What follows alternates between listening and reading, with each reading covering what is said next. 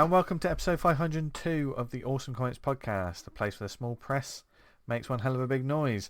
My name is Vince Hunt, and I've still got my script for episode 500 in front of me now, so I almost read out the 500 feels like it was years ago somehow now. Yes. Feels like ages ago for me. Yes, it feels like so long ago, but we're back to the norm after 2 weeks. What is normal in this show? Look. Oh, lovely. What is the normal on this show? Well, the normal is that I am Vince Hunt. I host this show, and joining me as always is the artist and creator of the epic webcomic series Vanguard, Dan Butcher. Hello. Feeling a little bit poorly this evening, so we're going to be gentle with him. And speaking of gentle, he looks a little bit like Gentle Ben, if you know the TV show. I don't know who that is. It's a bear. It's Tony Esmond. I'm a bear, but I'm not a polar bear. No. Still chocolate waterfall. Oh, my word. Welcome to the show, everyone. And another week of comics chat, and we have a lot of great chat for you this week.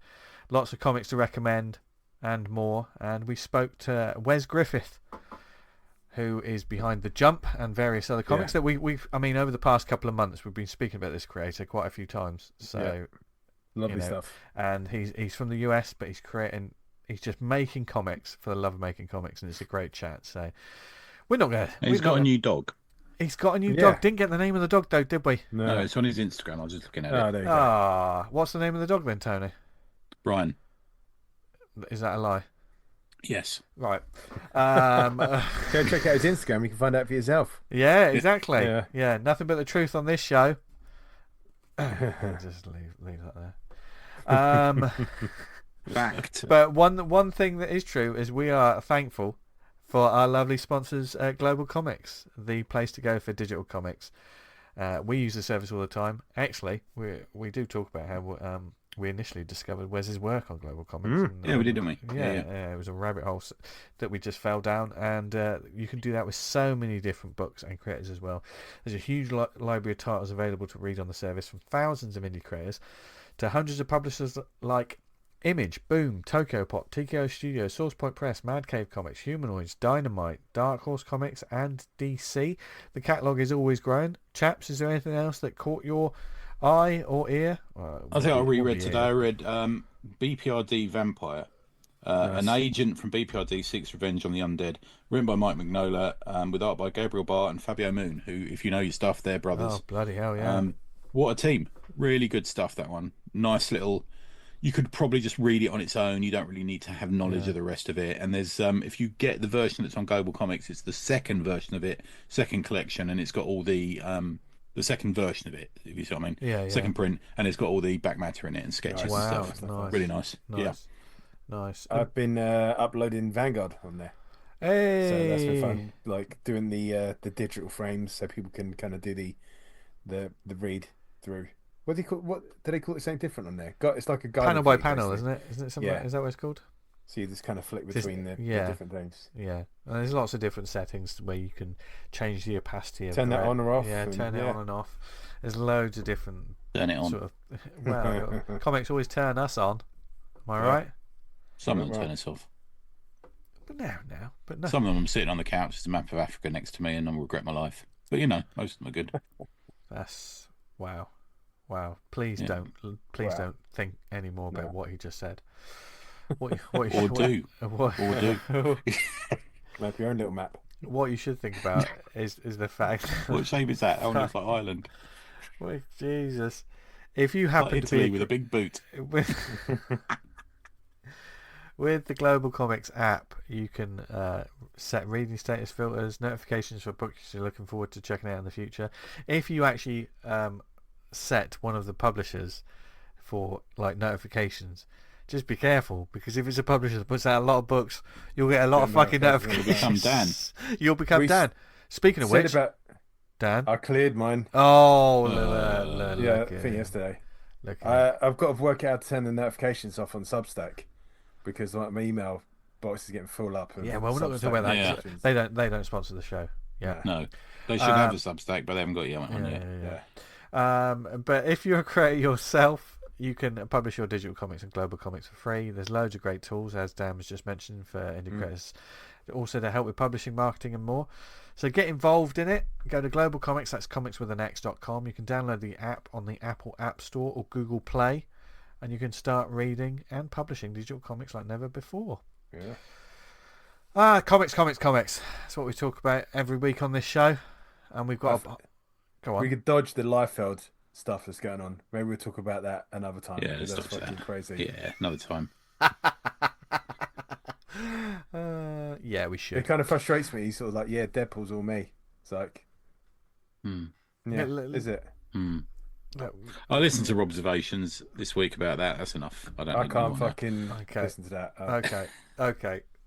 We need to have some Let's move words on. off air. Yeah. So without further ado, let's talk about some more positive things. In fact, listeners, here's this brilliant chat with Wesley Griffith. And Brian.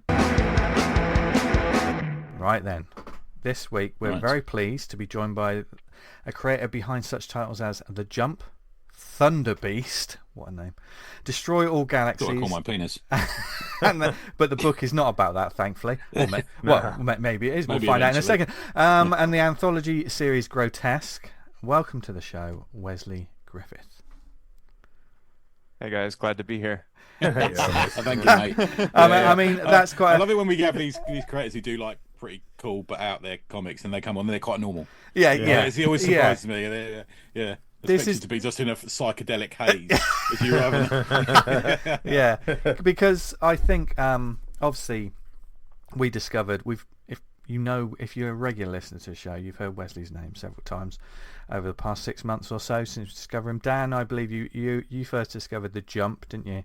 Yeah, I was gonna say when we first got the global comics subscription, The Jump was the first one that jumped out at me. Hey, see what he did there. He's a pro. Someone finally said it. I mean, we'll come back to it, but like the cover design is great. It's really striking, isn't it?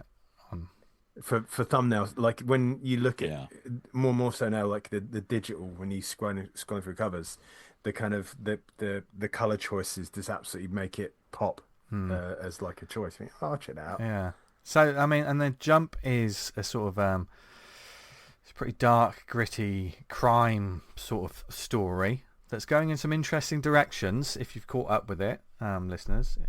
But then, of course, I started with Destroy All Galaxies, which was a very different thing, which led me down the route of... I mean, Wes, you were like a rabbit hole that we just sort of tumbled into, and we're like, wow. Like Grotesk itself is another completely different side of you. So there's so many different facets that we need to talk to you about. But let's sort of start at the beginning. Okay, you're making loads of comics. You're making loads of diverse, different kind of comics. But what's your origin story? What led you into sort of making comics?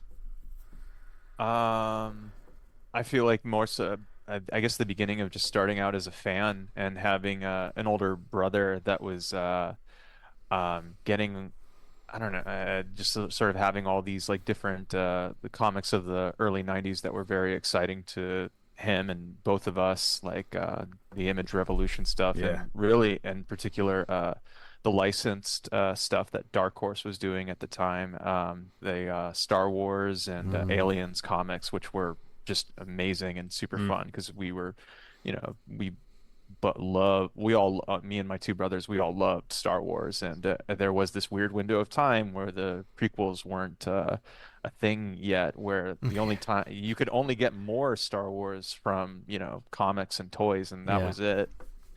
And video games. A lot of franchises were like that, though, weren't they? Like they said, Aliens, Predator, all that stuff. If you wanted more of it, it was usually the comic book stuff, and occasionally a video game tie-in, which usually wasn't that good. But there were simpler times, better times in a lot of ways. Because now there's too much stuff, and we could talk about the varying quality of all of this stuff, but which, though, like that kind of Star Wars and licensed stuff interests me, because some of the stuff that you've made comics about, I get a sort of like 70s sci-fi kind of vibe to it. that sort of Battlestar original Battlestar Galactica sort of Buck Rogers, all of this kind of, this space opera that you see in like pulpy novels and stuff. So that's even the Jump.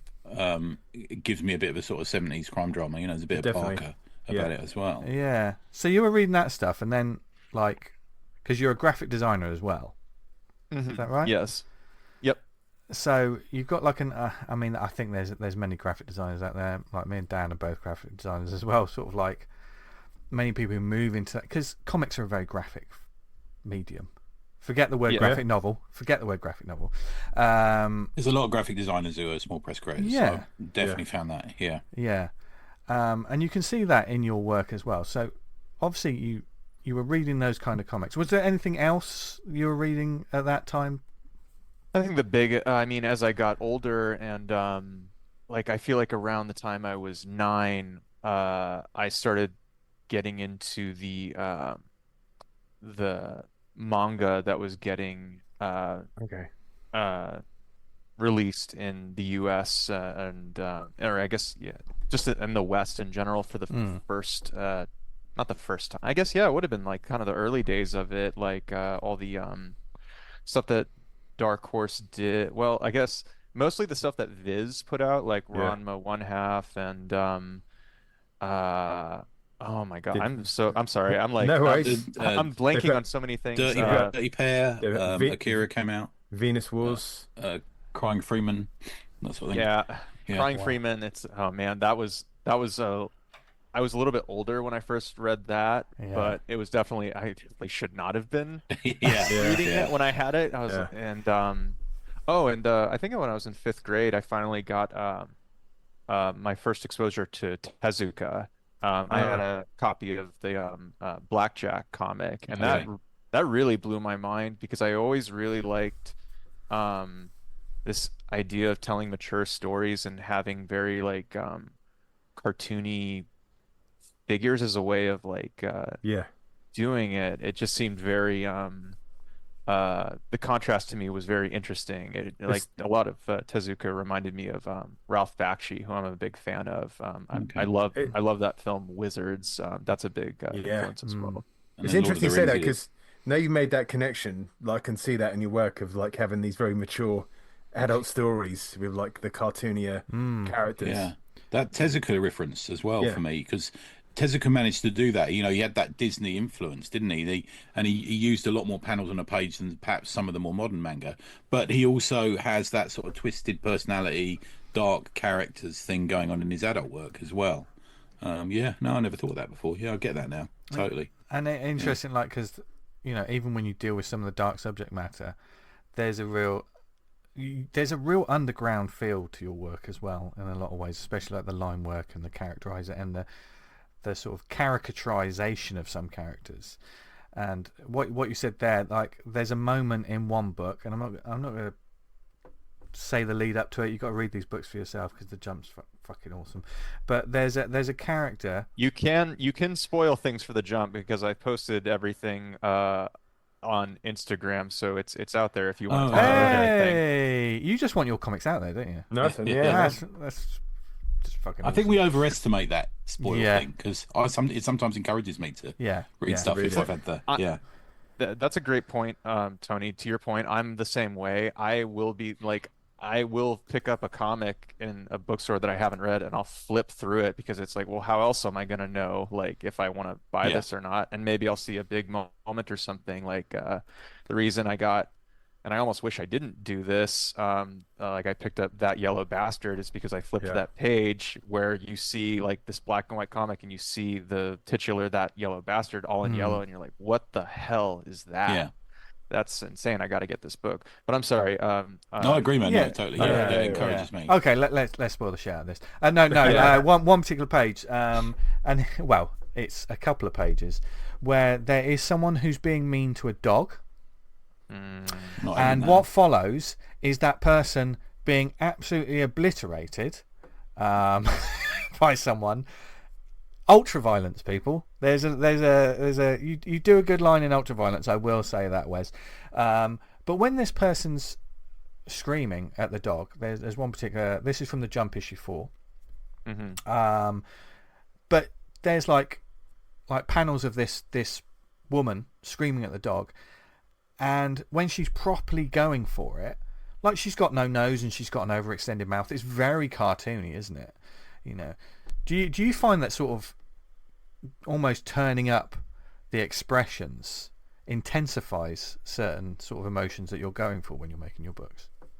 I think so. I don't know. I think that's like, I don't know, in terms of talking about influence again, I think that comes from growing up watching like Ren and Stimpy and stuff like that, of just that, like, don't be afraid to, you know, don't stick to your model necessarily, because one, what's the fun in doing that? Because then, I don't know, I feel like for myself anyway, I would get really bored if I had to tell myself like, well, you have to draw everything like the same way over and over and over again. It's, I don't know, it's more so like an exercise for myself in terms of like selling, like as I'm penciling it and figuring it out, I'm like trying to sell this emotion of like, you know, this rage of this really awful character that is so mean to this dog. This lovely little dog, and nothing bad happens to the dog people. That's always good. No. Good I couldn't even like having that drawing Mrs. C being cruel to her dog, like I couldn't commit completely to like depicting it, just because it's, even for myself, I don't know, my girlfriend and I, we recently got a dog ourselves, and now I've become like such a big softie when it comes to animal violence. As soon as you have pets, whenever you see anything with animals in, or you, I can't do it, man. I can't do it. just Even can't. those videos you see online that are like, I found this dog by the side of the road. No, can't look at it. Anytime like that's like you see on television or something, like an infomercial for like a pet rescue thing, I'm like, No, can you turn that off? You're right with those ones from the dodo, because like they usually find it's the happy ending for that. I watch a lot of those videos. I just have to tell myself like every one of them got saved and everything's fine. Good. But it's interesting, like, that you say that, because, you know, looking at the pages now, it's just a couple of panels where you see this dog and how scared and unhappy this dog is. There's no graphic violence to the dog. You know, everything is kind of it. We know the relationship within 2 panels, so the justice that happens over 4 pages is you just end up cheering for it in a fucked up kind of way. I even builded it up like Mrs. C is introduced in issue 1, and it's established that like within the complex that Frank and Jan and the 2 Natasha and Maria all live in.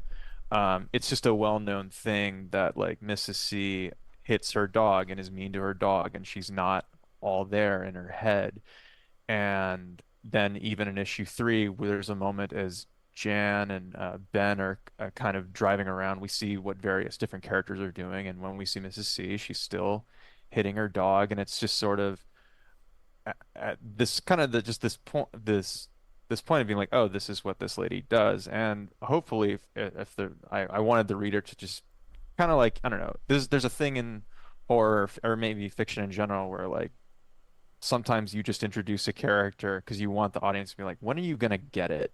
Like, can we we gonna take care of like this big problematic like character that we just do not like being around? And it's a fine line though, isn't it? Do you know what I mean? Like with some, sure. I mean, there were certain moments like if you watch something like a Game of Thrones where you think, I can't watch this anymore right now because they're not getting what they deserve, and it's also in the payoff when people get what they deserve. Sometimes it's like, well, they got off easy compared to what they did to everyone else. There's a darkness in your soul, Vince. No, it is, but you know, I will say that Mrs. C, I was satisfied. When you get so is she. Writers that don't really turn it up with their villains, and their villains are like just they're a bit bad. They're not that bad. Like, you can like relate to them. It's like, if you want a really great payoff, you got to have the villain be an absolute piece of shit. Like, oh, then they're quite charming as well. No, they've got to be fucking horrible. So when they get their comeuppance, you're fist bumping and like, Plus fucking get at you. there is a basis in reality. There's real characters wandering around in a way in the jump, isn't there? So Yeah. you have to play to people are mostly fuckers. Yeah. They're mostly bastards, aren't they? And there's lots of levels and layers going on with the jump, and like from the jump, God, there's so many brilliant. Wesley, give us a kind of the back of the DVD, the back of the VHS. Sort of what the premise for the jump pitch. Yeah, absolutely. It's funny, I had just written it down somewhere because I had attended a convention and had to explain it over and over again. I was like, I really need to get this memorized, but I'll just do it off the cuff. The Jump is a crime comic about a low-level criminal named Frank who has the opportunity to participate in the heist of a lifetime, essentially. However, on the day of the heist, his car stalls and his battery is dead. It won't start, and he freaks out and goes around his apartment complex and begs his next-door neighbor, Jan, to jumpstart his car for him so he can participate in the robbery. However, because Frank is kind of a dummy and he talks to himself a lot, Jan says, I know where you're going today, and I'll jump your car only if you will give me your half of the money of this robbery to me and my husband, because I overheard you talk through our thin walls. And Frank agrees, and basically this uneasy alliance between these two neighbors sets off this chain of events and violence and mayhem that affect both of them through the course of one night. Does it ever? Having met you, I'm sorry, I can't remember the character's name, but Jan's husband is you, right? Isn't it? No, it's not. Oh, okay. He looks a bit like you. That's why I say it. Yeah. Oh boy, that's unfortunate. Yeah.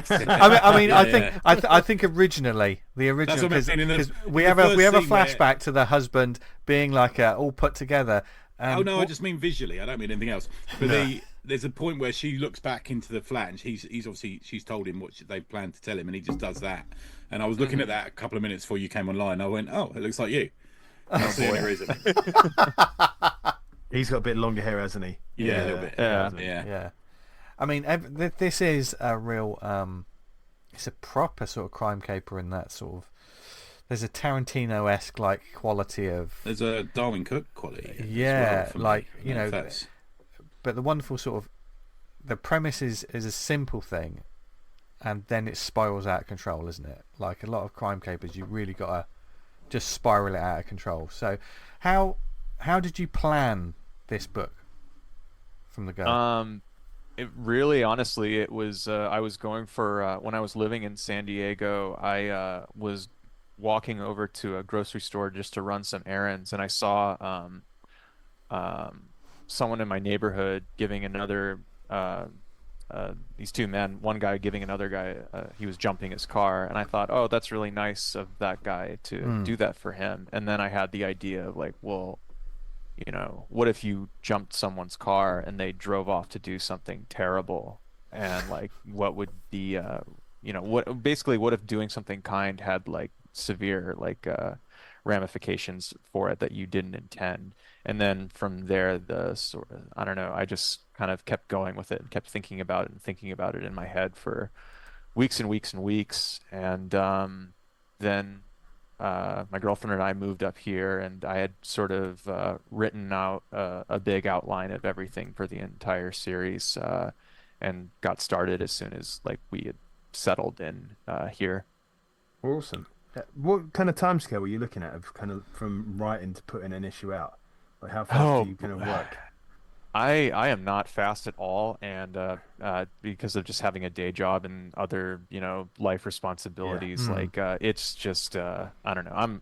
I am the worst at getting stuff out, really. Just as you can. You can. Yeah, as I can. Honestly, I really wish this was something I could crank out faster. Which year did you put out your first comic, just in general?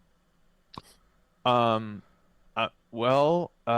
first real one that I ever because I drew and tried to make I don't know, had ideas of making comics forever, but just never really put pen to paper in terms of finishing anything until 2016 with Radio Jupiter, which is on Global Comics. Yeah. and Destroy All Galaxies, which is like the weird like prequel to that about a different character that appears in Radio Jupiter. So that was 2016, 2017. Those are the first two things I really like. Okay, like I have like finished these two. Yeah. Cool. So you started with sci-fi. You know your first thoughts were to do sci-fi, and then like you know, moving forward. I mean, you say it takes you a while, but you still managed to put out quite a few comics. I mean, there's 3 issues of Grotesk, there's 4 issues of Jump. Thunder Beast is quite a beastly, but quite a. It's like 100 odd pages, isn't it? Yeah. Yeah, 96 pages of art, and then like whatever, you know, the little front and back matter pages that are included. Yeah. So you are churning stuff out. Yeah, I think, and I think it, you know, from Radio Jupiter. Then you know where does that take? Obviously, there was the move and life in between the Jump. Mm-hmm. You know, to go from sci-fi to crime. I mean, you know, a lot of people just live in sci-fi and they're quite happy doing that sort of thing. At what point did something like Grotesk come along? Because Grotesk is also, it's an anthology series, but that really, and when we spoke about it on the show, that really feels like a creator just taking lots of swings and trying lots of different things. I'm going to do what, you know, you could quite easily do a comic on post-it notes and put that in, and then you've got a sketchy comic, you've got a fully detailed book. You know, how did Grotesk come to be? Yeah, that feels more like an underground comic in a way to me. It's funny you mentioned that, because Grotesk came about because of finishing Thunder Beast and just sort of like okay, like I just spent like a year or two like making this like 96-page weird martial arts fight comic, and then just having this so Thunder Beast came after sort of Destroy All Galaxies. Was that in the timeline? Way after, because Destroy All Galaxies is 2017, and then just because in 2018 I was still in graphic design school, and I was very, very, very busy, and there was no time for anything, let alone making comics during 2018, 2019 for me, which was all fine and well, because during that time I was, you know, learning a lot about graphic design and like how to actually like make and print my own books and all that. But then afterwards was Thunder Beast, and Thunder Beast came about because of lockdown and the pandemic, and discovering the Cartoonist Kayfabe YouTube channel, and just having like almost like a existential crisis of being like, I need to make a comic, and I need to like finish it and make it as good as I possibly can with everything. A lot of comics come out of that channel, man. I think so. Oh yes. Yeah. Oh yeah. Amazing work. I mean, Matty Keene and Tony McMillman, like, and and a lot of appreciation for other creators that, you know, the sort of indie kids wouldn't have known about. Absolutely. Definitely. I can't. Massive shame. Yeah. Absolutely. I can't thank them enough for like, let alone, because I'm a big Frank Miller fan, and I got so sick of the discourse that was online about him. Like, it became a very fashionable thing in the early 2000s to really hate Frank Miller, and like I always here. It's happening over here. Ridiculous. Quite badly. I always just like, I was like, how dare you? And like, granted, I say this and I hate All-Star Batman and Robin. It's a terrible comic. Crazy, isn't it, as well? Yeah. Yeah, but it's just, I don't know, it doesn't take away like Batman and I say this coming from the country of Grant Morrison and Alan Moore, but for me, Miller's the GOAT. He really is. Yeah. Like, massively. Yeah. Funny enough, you mentioned that, because I was going to play. I'm sitting here playing Influence Bingo, which is something I play when we have creators on, and I've just ticked off Miller on the Influence Bingo. So I was going to run a couple more past you, see what you thought. Okay. See if they've had any kind of influence, or you like them, whatever it is. So Ben Marra. Oh yes. Yeah. Right. Yeah. I was so happy when I finally found like a copy of Amwat that wasn't super expensive. Oh right, yeah. And that crime thing, there's a parallel with your work, I think, a little bit from his webcomic stuff. Yeah. Yeah. Well, okay. Yeah. What we mean by Yesterday, which is the greatest comic like being put out right now. That was a big inspiration of wanting to do like the jump as a daily Instagram comic every time I Okay. complete it, which informed the 6 panel grid because I Uh, thought like, oh, like that way I can take each individual panel and just like have them separate for perfect for the Instagram like square format. I love the balls on Marra where he literally spends a week with the character taking his pants off. I love it. I love Literally a week, I and it's I it never lost my attention. No, it's so great. It's gonna be one of these things where as time moves on, I think people will look back on it and just think this is like one of the great comics of all time. It's so wonderful. Yeah, I agree. Next one is one half of Love and Rockets, so Gilbert Hernandez. I am very new to the Love and Rockets Okay. party, and yes, because I recently, I guess it was a year ago, I discovered Julio's Day and got a copy of that, and was very blown away by his inking in that book. Yeah. Some of your faces remind me, that sort of big-eyed, sort of spotty-faced grotesquerie sometimes that he does. So I get a little bit, but okay. Then I had J Bone and Darwin Cook as one. I wondered. Oh, No. Darwin Cook definitely, but Okay. who's the J other one? Bone. J Bone is very similar in style, but not as well known. Um, Oh. yeah. Okay. So Darwin Cook. Yeah, I'll take it from the Parker books. Um, yeah, definitely. Yeah, no, actually, it's funny. There's a particular way that he will like I don't know. I love his shapes of black whenever he like blacks off a face and then there's like this he'll like pay attention to like the shadow of like the way Yeah. your brow will follow. Okay. Like I don't know. There's There's also this the one. use of color as well, because you've got like a very strong That sort one of like color thing you do one color occasionally. thing, yeah. which Darwin did a lot, which is really good. Yeah, that comes from that's a manga influence because I always really liked that when you would like get a copy like I don't know when you look at manga they will do this thing when they will publish it in those anthologies that they do where like the first couple pages will be like In color. have a single color like one Yeah. red and then the rest of it will be in black and white and I don't know I just thought it was such a I don't know a neat thing that I wanted to try and adapt it. Which combines a bit with the Miller influence as well. Hmm. With the Sin City stuff. Yeah, definitely. And my final one was just a writing one, which was Ed Brubaker. Hmm. Yeah, I don't know. Is I'm that not from real. the criminal I haven't. books, Tony? Is that Yeah, right? that Yeah. sort of criminally type, reckless, those sort of. No, maybe not. Okay. There- No, No, There's some the great thing. books, Wes, man. I'll check them out. They're really, I should. I think you dig them. I don't think.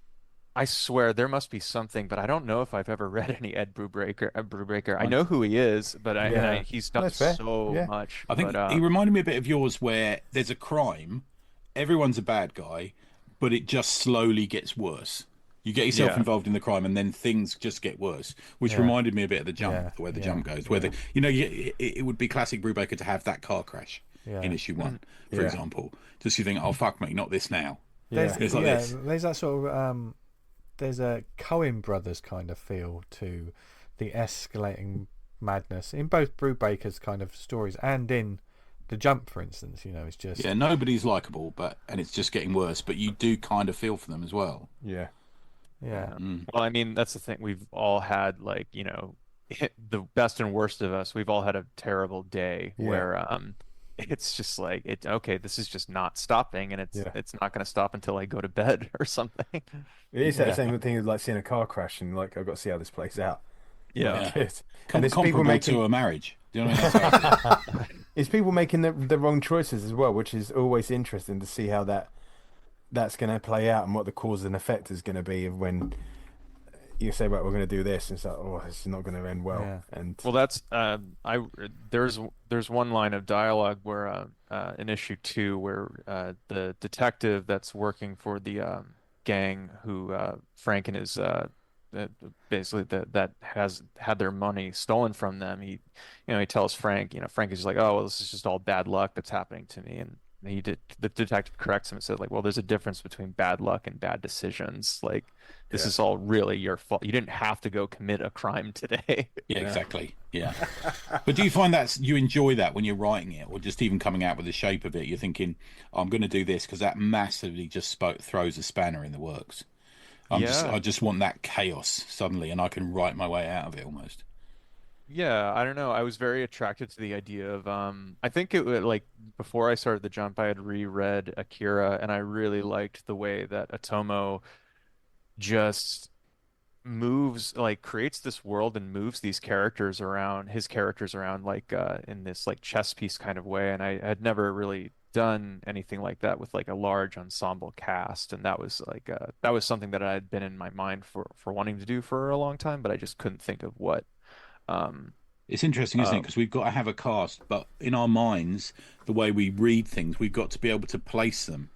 So when things are happening, we got to think, well, where's such and such when this is happening? Where's such and such when this is happening? Because to us, it's real, isn't it? It's a landscape, it's an environment, it's personalities. And I love that. Artwork comes down to that massively as well, because there are some artists who I think would benefit from being able to distinguish one scene from another scene. And like with your book, we never lose it, and you will cut from someone in a basement being beaten up to a couple of people in a woodland. Do you know what I mean? And you're still using the same methods of inking and stuff, but it's not as obvious as just there's trees, there's a wall. Do you know what I mean? There's got to be more to it, and I think with some sort of creators or artists, there's not enough. I mean, how many times have we read a book and just be like, where are we now? Especially you got to have that mental geography going on. You've got to be able to place people and what's going on. Like, even though you don't know how many miles away the forest is, they're in a forest and they're over there, and these people are still in this basement and he's in his car. Mentally, I have to play with it like that. And when I'm writing something, it's exactly what I do. I almost walk through the buildings when I'm thinking about where they are in them. It's kind of one of the things that fucks me off when you see modern comics and they just drop the gradient in the background. And it's like a couple of shapes or silhouettes. It's just comics, man. That's all you need. Would tell the reader exactly where this was taking place, like the time of day. There's so much information you can give him, and a gradient background. Imagine giving that to Alex Toth. He would just fucking tear you a new one, wouldn't he? Like, just draw a line. I don't know. I'm really glad you brought this up because this is something I've been setting and establishing shots and things I've been thinking about lately, and I've been wondering if there is, and in my head, like I kind of have this rule where like if you are gonna like if you at least allow yourself like maybe panel 1 is your establishing shot, then you can kind of like the rest of it, or maybe like you can kind of like mess around and just do the panel where it's like, all right, well now you know where he is, and now you can have the the all white or all black background. I think you're right, man. Once you set that sense of place, you can use that. You can do that.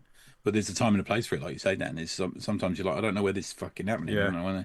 This is a thing, like, I don't know. When I look at like the greats of comics and cartooning nowadays, I look at panels that I like, and I try to I'm not looking at what they're drawing. I'm asking myself, what are they not drawing in a weird way, and like what interesting. Like I was looking at like Akira Toriyama one time, and he's so good at conveying speed and movement and someone getting punched, but he's not drawing a punch. He doesn't draw a fist. He'll draw the bicep moving forward, and then the rest is just dashes and the other character being pushed out of the way.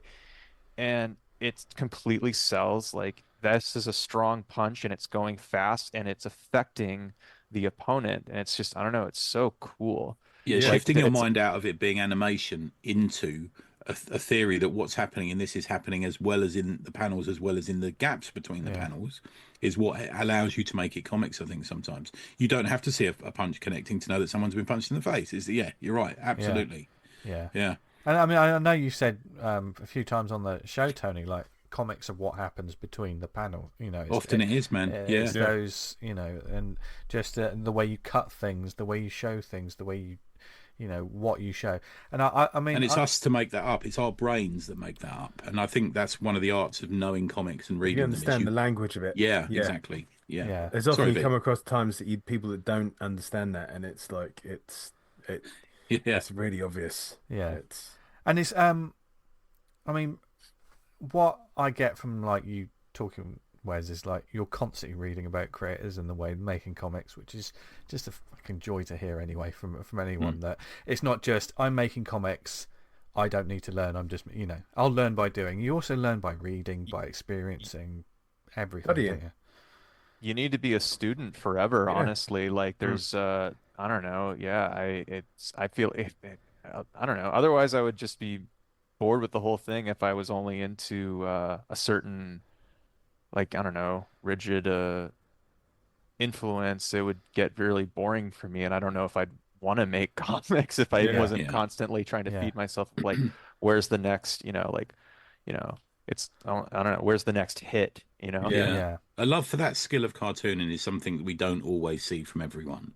And I think a lot of people would appreciate it if they just put their head into that space sometimes. Yeah. Mhm. Are there any sort of creators or particular ways of doing artwork that you've discovered since, like, like you started with the Jump and all the other books and stuff? Is there anything that you've discovered since making comics that has fundamentally changed the way you make your own comics? Fundamentally, I think we all sometimes steal ideas. We're always Yeah. like, oh, I like the way they did that panel. I'm gonna try Even some even of that. from a point of formatting and printing and Yeah. how you collect them and oh boy, I feel like there's something like huge I'm missing, but I feel like it's just always small things that I'm learning along the way that will end up in a big picture sense, like that affects the whole, if that makes sense. Yeah. I don't know if there's one big shining um eureka, like yeah, there's not moment going to or be, is there? technique or Yeah. something. Yeah, I wish If I there could. I was, wish we'd I all be rich, my friend, wouldn't there? Yeah. We'd all be. Yeah. But you say you do conventions as well. Do you table at conventions? Do you? Or... Not very often. I mean, like this is only like an instance. Like I was very lucky and fortunate to do the Shortrun show All in right. Seattle, and that was the most recent one. And then the upcoming. Was Lafler at that? Steve Lafler, did he pop up at that one? I think. Yeah. Okay. I'm not Yeah. 100% sure.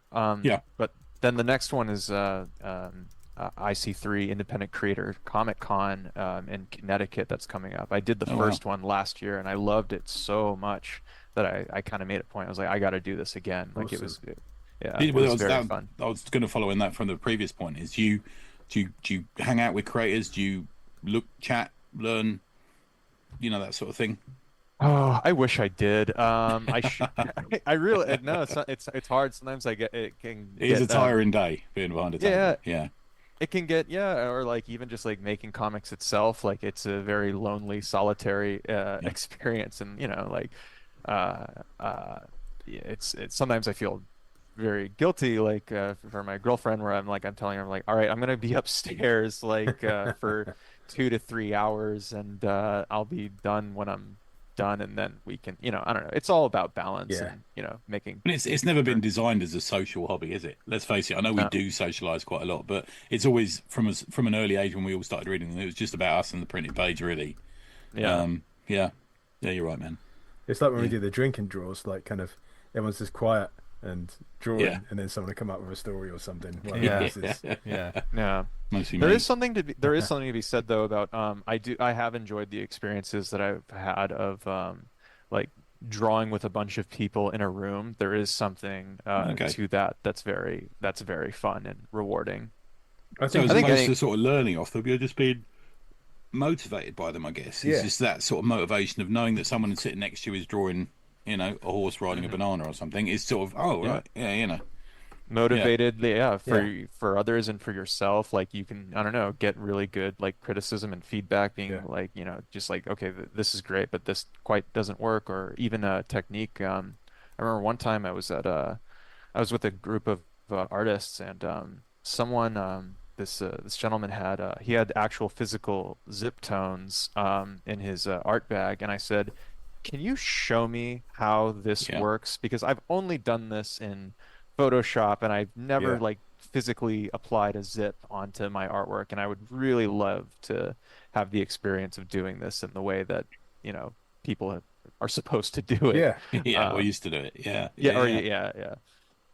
So yeah, How did that was experience go? Was that, do you have to cut it out with a scalpel and like Yeah, it's apply quite laborious, isn't it? Yeah, no, it's the way he showed it to me was that you place it down as a little as a hole, and then you basically cut out the area that you want. I didn't do anything crazy. I just I drew like a sketch of M from Thunder Beast, and then I wanted the zip to be applied to her T-shirt, and that was about it. Then he was like, "I'm going to do this digital from now on." Well, yeah. I mean, after I Yeah. did it, I was like, oh, no wonder manga artists have assistants to do this. Yeah, Yeah. really. Yeah. I went online and tried jobs. to order it, and it cost me £3,000 to order a part of it. Yeah. Yeah. It's not cheap either, is it? Yeah. True Grit Texture Supply has a great. They have Photoshop plugins for all kinds of things that are like the brush versions of that. That's what I use for anytime you see those effects in my work. I knew. Thing is, Wes, because there's that graphic design background. I know Dan does this as well, and I do it. Always looking for the Procreate brushes or the layers or the templates.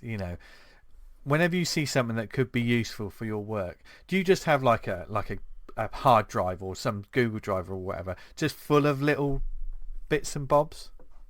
No, well, no, not. I mean, well, that's not true. There is I have it's not so much plugins or anything, but there is one helpful. They're all just TIFF files that I have. Jim Rugg a while ago, if you type in Jim Rugg screen tones, he uploaded a bunch of Letrotone sets that he scanned from his personal files, and he just gave it out for free for people to use. Awesome. And I've used those tools, those files quite a bit. There was a store, like a Japanese store here in Portland that also had some screen tones that I bought, not to apply physically, but I just scanned them in my scanner, and I used them for something recently, actually, for issue 5 of the Jump that I'm like, I can't wait for people to see. Look forward to that. Yeah. So I was gonna go on, God, Vince. No, I was gonna go back to the sort of the graphic design, the cover design on all your books. They really pop. I mean, we've talked about it before. The digital thumbnail, in some aspects, has to be different in a way. There's different sensibilities and design sensibilities on doing that over a comic book that you'd see on the stands or on someone's con table. A kind of a more convoluted image where it would work fine on like a shelf or on someone's table. When you're looking at a digital scroll, it sometimes just bleeds into the background. I've got to say, I got a really big shout out onto the Jump and all your titles. They really sort of pop when doing that. Was that a consideration? Did you actively think that? Okay. 100%. Yeah, I that was something I kept in mind with just in the design in general. I want it to work for both the idea of like, if this were a big printing, and like I wanted it to work on a rack in a retail store, and I want it to definitely work as a thumbnail, decreased in size, and just I don't know. I like big, loud, primary colors. Like they will not fail anytime. Like if someone were ever to come to me, like, how do I do a good like cover design for a comic? Just like put your character in the middle and then use red, yellow, and blue. They will not let you down. They've worked since 1938. Yeah. Can't argue with the results. Like even I was in a store a couple months ago, and the big two, they're doing this facsimile thing, and from so far away I saw like Batman and Robin #1 with them like swinging on the ropes and over Gotham City, and the background is bright and yellow, and I was like, yeah, that cover still That completely works. Yeah. From far away. I mean, we've had so many different. We're obsessed cover with debates. covers on here. But like, you know, sometimes when you just do a digital browse, it just becomes just a camouflage of black inks and characters that look the same, and the bigger two companies are not thinking about their mastheads and their banners, and it just seems like it's just stuck on just because there's no thought to the finished product. And I think when it comes to independent and small press, we don't have that luxury of not being able to care, nor would we use it if we did have that luxury, because we care about our comics. But you've got to make your book stand out, don't you? You have to. It's got to be sort of like when my book be in the local comic book store, sat next to a lot of these big titles. How's it going to jump out from that? As kids, we memorized every cover we had. Yeah. We could tell you what the cover is, but now it's just such a mess of just they're getting a picture of Batman out of a drawer and sticking it on a cover. It's got nothing to do with anything. Yeah. Have you got that issue with Batman when he's on the cover on a dark, stormy night? That doesn't know. But I do notice, obviously, with Grotesk itself, because as we talked, that was more of an experimental book. But that's also another. You're playing even still with the individual covers for that as well, don't you? Different fonts and trying out different things. You know, obviously the Jump is your big title, but is there more Grotesk? Is Grotesk born of a creator just wanting to do lots of different strips rather than just being one thing? Grotesk is born out of a creator who came to 8-Ball very late and and was just like, well, that's cool. Like, I want to do a one-man anthology. I have ideas. But I don't know. It was just sort of like, just having finished Thunder Beast, which was just this big long thing, and then just kind of just thinking like, well, I still want to draw something, but let's just do 10 pages of a very short premise and then another 10 pages of this, because the ideas for the issue 1 of Grotesk, the Irresistible story and the Time of Need story, those were just like, I don't know, like ideas that came to me in the shower or like on a run or something like that, of like just a very short, simple premise that I knew was like, this is not going to be like, the rest of my life or anything, but it is something. But you still made it, man. Fair, that's still you had that idea and then you've gone ahead and you've done it. Which for many people, those ideas, which people like me, those ideas just stay there forever and into the ether until they slowly fade like old newsprint. You forget about them. I have plenty of those as well. Like there was a period of time for I was thinking about like how like in middle school I like was really into Ultimate Spider-Man and like had my own idea of like, this is going to be my like young superhero, but instead of high school, he'll be in middle school because I'm in middle school, and nobody does a middle school superhero or anything like that. But eventually, like you age, you get older, and like that doesn't become like maybe the things that you were interested in for certain projects are no longer of your interest. And you move to something altogether darker, and I mean, certainly the way that the Jump issue 4 ends. I have no idea, like what's coming for issue 5, because that was a real what? I didn't, there's a moment in the last couple of pages of issue 4. I was like, what now? Which moment? Is it the person sitting up? In the motorcycle helmet. That was a real what's happening? My mind kind of started to melt a little bit at that point. But the one thing I did want to ask you, and this could be useful for a lot of especially webcomic type creators. Obviously, I did not discover the Jump via Instagram. I have discovered it and loved it through reading it as a normal comic, which speaks that it absolutely works in both mediums, which I think a lot of people need to bear in mind when making an Instagram comic. What learnings have you had doing that kind of format and then transferring it to a regular sized book? Well, Well, I mean, it was actually the opposite. Like I build out the files for it to be a regular sized book first, and then it's easier, and Right. then Instagram is taking the time to take the individual panels and format for Instagram comes after it's all done. So was it But always planned to be posted on Instagram, or did you just design the book and then thought, oh, that could be, I could post It was always designed to be posted on Instagram because I had done so before with all the two stories that are in Grotesk issue 3, After 6, and Love Language, and I got a real joy out of, like, I'm like, oh, I get to see like the audience or the followers like engage with this and post comments and like being like, what is going to happen next? Mm.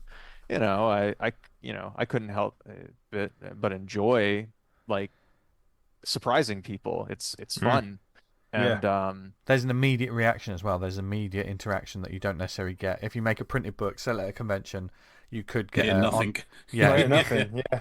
particularly with Love Language, and now this one I won't spoil it, because if anyone hasn't seen the comic Love Language, something happens in there, and I was very much like just wringing my hands, thinking like on the day before, like I was gonna post the part where it happens. I was like, this is gonna be so great.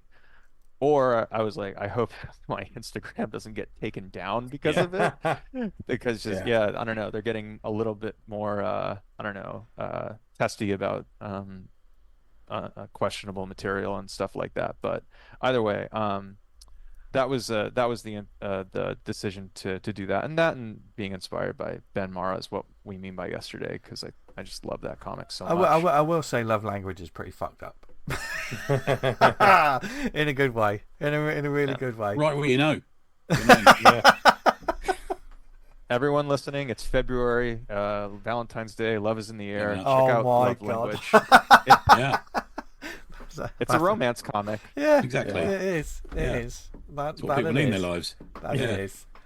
But I think that's really, like, designing it as a full comic and then taking it to Instagram. I just didn't think about that. Do you know what I mean? I think some people think about just what The the opposite way online, around. the online platform, and they may run into problems trying to create a real book after that. So, do you think it's probably better for them to create the real book and then break that down? Was that so much easier? I think I mean, yeah, I mean, I think you really do need to have both in mind, and I don't know. Once you start printing your own work, that becomes like an addiction of itself. It's so like satisfying to see. Like it feels more real to me. Like once you get that physical like copy in the mail and see like how things really work or don't work, and then like the digital aspect, it's just like that's just another means of getting more eyes on it and putting it out for people with hopefully the idea in mind that they would like it so much that they would want to get the physical copy. And if not, that's fine too, as long as they're engaging with the story. That's like what's important to me. Do people over here stock the physical copy? Can you get it in like Gosh or Traveling Man or anything like that? Unfortunately, I haven't quite figured out a way to make doing wholesale to retailers work for me yet. Okay. But that, I don't know, that's going to be something I'm going to be trying to figure out in the future. Plus, it's a confusing time at the moment for that. Yeah. What about Small Bear Press? Doing Yeah, they'd be distribution? good. Reach out to Small Bear. They're good guys. Small Bear Press. They do like Is it Small Bear or Third Bear? What is it? Third Bear. Third Bear Press. Small Bear. Third Bear Yeah. Press. Yeah, do they like take a lot of the US stuff and put it out in the UK. They do like Bubbles and Strangers and those sort of books. Yeah. Okay, writing that down. Thank you. He's a buddy, so tell him we sent him. Sent you. Yeah. Yeah. Awesome. Yeah, I mean, like you say, getting the printed book there's nothing like it. I mean, we loved it. We love discovering all these comics, and being able to discover these books online, etc., is wonderful. But we love just the tactile printed copy feel. is great. Yeah. And I think, especially if you've got a sort of a background in graphic design as well, I think there's also a moment of like just seeing how things are printed and the different papers, and there's all of this super nerdy stuff. Oh, I love it. I love it Yeah. so much. It's I don't know. It's one of the the first things I do when I maybe not the first thing I do, but it's so fun to like grab a book and like okay, smell it. Right. Okay. Let's. Here's a couple of nerdy questions for you. Okay, here we go. Do you have a color swatch, like a printed color swatch palette? I do. I have two of them. I was lucky enough to have the like those the like the Pantone ones. Pantone ones. I have one that's for coated and uncoated paper. Nice. Yeah. They're as expensive as fuck. Yeah. If I recall. Yeah. They are, but I figured I found a way. Yeah. Okay. Yeah. Nature finds a way. Yeah. And do you, like me and probably a lot of other people, do you have a swatch of paper samples, card samples, the thickness, the GSMs, understanding all of that? Do you have that as well? Maybe not what you're talking about, but I do know for the printing company Mixum, That's who I've got mine from. Yeah. They send out their samples for free, which is really, really cool. Yeah, I got mine here actually. Yeah, that is really useful, isn't it? Yeah. I need to find Especially when you mine. I think when we think about cover and interior, it's really useful for that, I think. Yeah. You've lost yours, have you? Can't find it. Well, it's somewhere in here. This is like where I work and draw in, and it's a fucking mess right now. It's one of those things. If I tilted my laptop down, it would just be it's Armageddon all around me. When you've got like a few books you're doing, you kind of got to be a bit cautious about doing like really heavy paperweights and covers, because like one of these go for the post, that's no problem. Oh, they want 4. Now let's wax it up to like a small parcel, which is like the postage then starts kind of becoming a bit of a factor. But also you don't want to be Marvel, where it's like you can't turn a page without it tearing. Yeah. I know what you mean, man. So you get 350 GSM pages, and it's like the fucking thing's like a board. Like, But also, like, I think, me personally, you want to be consistent. However you printed your issue 1. You want it, the issue 2's got to be the same. It's got to be the same all the way through.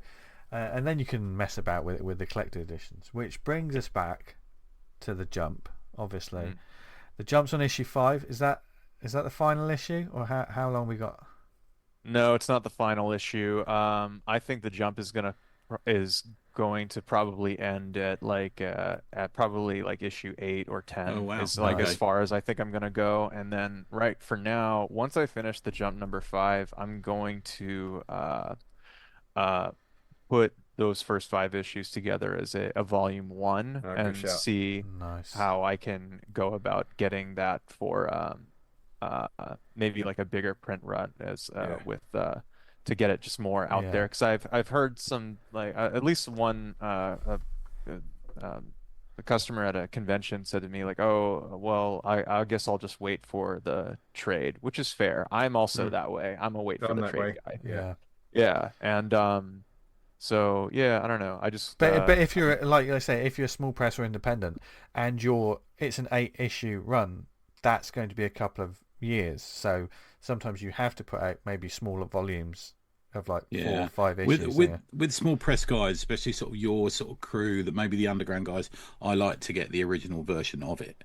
There's nothing precluding me from buying the collection, which we all double dip on, and we often will. But there's something to be said about having those original run of you've printed off 200 issues or something, and I've got one of them. I really like that. No, I have this. I'm the same way. Like whenever the Santos sisters, just about to talk about them. Yeah, I love them. Greg and Fake, they're the best. Yeah. No, I have all those issues. And have you got American Nature? That's worth getting. I need to pick up a copy of that. My friend Nick, Lumberjack Nick, he got either a comic or a review put in that book, and I don't know. I'm very happy. There's some really good stuff in those. There's a real wanker in it as well, but there's some really good stuff in those issues. Yeah. I'd like to entry to get your stuff in those books, so you're getting there. Good stuff. So obviously, do you think you'll look to crowdfund like the collection at some point in the future? Have you crowdfunded any of your books yet? or is it all just? I haven't. I really don't Wow. know very much about crowdfunding. Just it's Nice. I have a friend of mine that is more knowledgeable about that I'm gonna go to and ask about that. I'll be honest with you, I'm a shitty businessman. Aren't we all, I man? Aren't we all? like Yeah, it's yeah. really not something like that's like a very uh like I went to school for graphic design and I know a lot about comics. I didn't go for Yeah. business, but that's something I want to get better at because I don't know, I want to keep doing I kind of this feel we're a and little bit suspicious of people who are all about the business, aren't we? Because we're all well, about the comics, aren't we? A little bit. Mm. There's that line, isn't there? Sometimes. yeah, no, for sure. But there's someone I've been talking to and I trust him. He's a good guy and I think like once it comes first, I mean the thing is like I need to finish it. I need to finish issue 5 and get the whole book together and then I'll start feeling more like and then it's ready to like make Yeah. Then that think move. about it, man. Yeah, Yeah. yeah. Yeah. Yeah. Yeah. So with issue 5, like, what's the process? Is how's it going to be released? Is it going to be Instagram, or is the book going to come out and then you go? What's your release plan for this one? Yeah. And Global Comics as well. What are you Yeah. going to do with it? Yeah. It'll go once it's I usually will do what the past I've done is like once I've finished it and gotten everything, I will format it for Instagram and then post it for free and then I'll have the physical copy available for purchase for anyone to get it because I think my model for that was the understanding of or my thinking for that was to just get people excited and like engage with the story one day at a time. And if they like it enough, then hopefully when the physical version is available, it'll give them the incentive to be like, okay, now I'm gonna like have all of it for myself. Oh man, they totally will. I mean, Nice. you've already put out 4 issues of absolutely stellar, like this crime comic. You trust us, listeners. If you haven't checked it out yet, you won't know It's where definitely a this is book that going. draws you in. Once you Yeah. get past the first few pages, you go, "Oh, right." Yeah. I'm Yeah, so that's it really caught me. Yeah. Yeah. Yeah, I don't know. I'm very grateful that people dig this comic as much as they do because, sometimes it'll be difficult working on it and I'll just kind of think like, oh God, like I spend so much time on this and it's Yeah. so weird and like, Yeah. do people even enjoy like do people like even really like this or and whatnot? But I don't know. It blows me away whenever It's like worth it, people, man. like Keep respond to going. it. Keep I know. doing it, Yeah, man. it surely is. No. And you never know when you're going to strike a chord or when someone's going to discover it. I mean, that's the point of the show. Like, we're on board for it, whatever you put out, man. And like, yeah, the jump or whatever. I mean, obviously you got issue 8, but I'm sure you'll come out with something in the next few years, a post jump, something weird, and you must have some sort of idea for doing something Erotic comics. very Definitely. well. There'll be something weird and wonderful, surely, post jump that will be different to that. You definitely go try and step away from crime. Oh yeah, no, it's definitely like yeah, it's like working on the jump. Like sometimes, like it can kind of because it is such a I don't know. Parts of it can be so bleak to work on that it's not fun to have in my head all the time. So I think maybe yeah, the next time, like sometimes I'll just be like, God, I wish I was working on something that was a little bit sunnier and happier. um, a little, oh, sorry, a little more. I don't know. I don't want to say that the jump isn't joyful. It is so much fun Yeah, to work on. but the it only goes there. It properly goes It there. goes with the genre, man. The only time that it really like if like I don't know, and maybe it's just because my mental health was not at the best place while doing it was working on issue 3 and doing the 2-panel sequence when Frank is remembering the bullfight. That was not fun to draw because I had to look at, some photo reference of, actual bullfights of like, a bull Yeah, getting that's like Yeah. essentially tortured and whatnot. And it's just, I don't know. That was not fun. That was also that when I was working on those 2 pages, that was the week that Ed Piskor died. Okay. And I was just like, God damn it. Like I really like Yeah. gotta finish these pages just to finish them. Yeah. Because in my head, like I was like, well, Ed would be working on his comic right now. It was Yeah. like my thinking to just kind of get through it. It was It was their mantra, wasn't it? Yeah, it was. yeah. I don't know. It was that was the only time where I was just kind of like, ugh, yikes. Yeah, Agreed. but you can feel it in the pacer, man. I mean, even not knowing that story, like those pages are. Yeah, it they're has hard. it has to be that way. Yeah. For the, in the context of the story, it is a moment of that's just it's not fun at all. Yeah, but the jump is, and Wesley Griffith comics. But yeah, as a whole, yeah, the jump is a fun, wild ride, and it's great, man. It's great, man. We're looking forward to more and seeing man. whatever else you got coming out. So I mean, where can people find you and grab the issues? And you've got a store and everything as well, haven't you?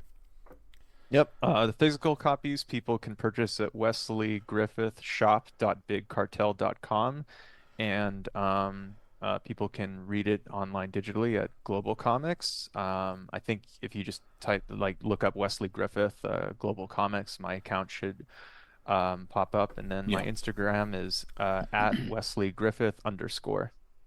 Nice, cool. Nice. Go forth, follow him, and go check it out. Yeah. And there's plenty of comics for you to catch up on. That's what we've been doing. So yeah, thanks for joining us, Wes, and this has been awesome. Hey, thank you guys so much for having me. This is, I don't know, I was really happy when I got your email about coming on the show. So pleasure, man. Smashed it. It won't be the last time we speak to you, I'm sure of it. Awesome, because I would love. It's funny, listening to you guys talking about big two stuff. Like I would just love to come on and just fan out about favorite Frank Miller comics or John Byrne or something. Man, we could go on and on about Frank Miller. We might be calling you then. Frank Miller's got more shit than certain people in the press at the moment. I know. It's mad, isn't it? Yeah. But everyone here in this call loves him. Yeah. What a way to sign him. Yeah. And there you have it. Another creator to add to your wish lists. Cheers, Wes. That's a good one. Yeah, lots of different references to put in the show notes there, I think. He knows his stuff. And also puts out some damn fine comics. Speaking of comics and general shout-outs, what do we have this week, gents? I have a series of shouts. Guys, do you like Star Wars? Yeah. Okay. Do you like ladies in bikinis? Well, if you go by my Instagram feed, yes. I bet if you press that search button on Instagram, it's just all geezers punching each other or women in bikinis with you, isn't it? And comics. Good man. Yeah. You're not weird. Then go to Kirsten Rose. You are. Go to kirstenrose.co.uk, KIRSTENROSE, for a sale of art that combines both those things. Oh, awesome. Darth Vader in stockings and suspenders, something we've all lovely. A stormtrooper in sort of Calvin Klein underwear, or just Mac, a normal picture of Mac from Mac and Me with Admiral Akbar? Is that his name? Yeah.